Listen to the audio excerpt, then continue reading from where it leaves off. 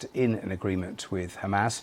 Palestinians say intense bombing has already hit parts of Gaza City, with residents fleeing or trapped. Well, let's talk live on the programme to Moshe Lavi, whose brother-in-law, Omri, was kidnapped on October the 7th. And Moshe, welcome to BBC News. I'll ask you a straightforward question, first of all. Should Israel accept the latest proposal put forward by Egypt and Qatar? Thank you, Matthew.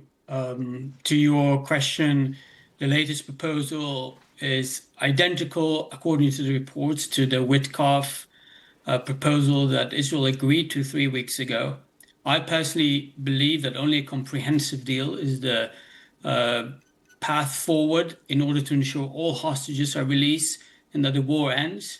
But as it stands now, this is the only opportunity we may have to release some of the hostages and enter into negotiations in the next 60 days for a comprehensive deal that will have to bring home all the hostages and also ensure that Hamas is no longer a threat to both Israelis and Palestinians in Gaza.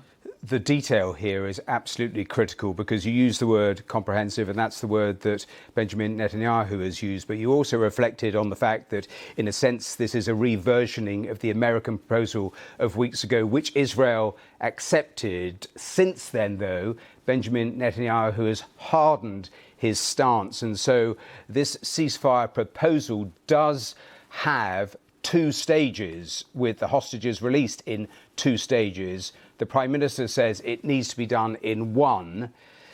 Is that enough of an impasse, an obstacle?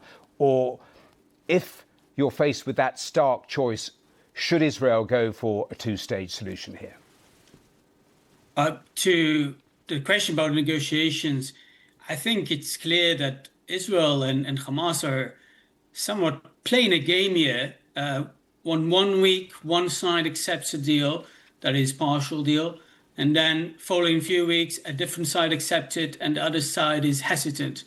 It's unclear to me what is going on behind closed doors and why these things are not agreed in parallel. It's clear that the mediator countries are failing in their job to pressure the sides to agree to terms at the same time. Again, I believe that only a comprehensive deal should be on the table right now. All the hostages who are alive are a humanitarian case. All those who were murdered in captivity or killed, their bodies might disappear if they're not being brought home as soon as possible for burial. And in a way, the Prime Minister adopted the call of families of hostages that are asking for a comprehensive deal. However, it's clear that there are a lot of amendments to what a comprehensive deal means. And it's clear that some of the stipulations the Israeli government is putting will not be accepted by Hamas. What we need now is... Sorry to dive in, but does that situation alarm you when so much is at stake for the families?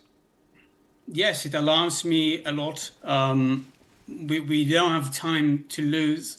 And the families took to the streets, many of them took to the streets this Sunday, alongside hundreds of thousands of Israelis, showing to both the government and the international community that we are doing what we can to pressure our elected officials.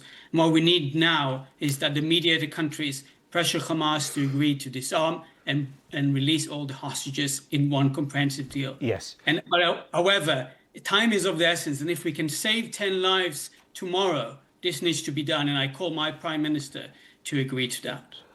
I've only got a minute left, so a brief twin thought. When was the last time you had proof of life of Omri? And do you think Benjamin Netanyahu is committed to a ceasefire hostage deal as opposed to now simply deciding on a military strategy?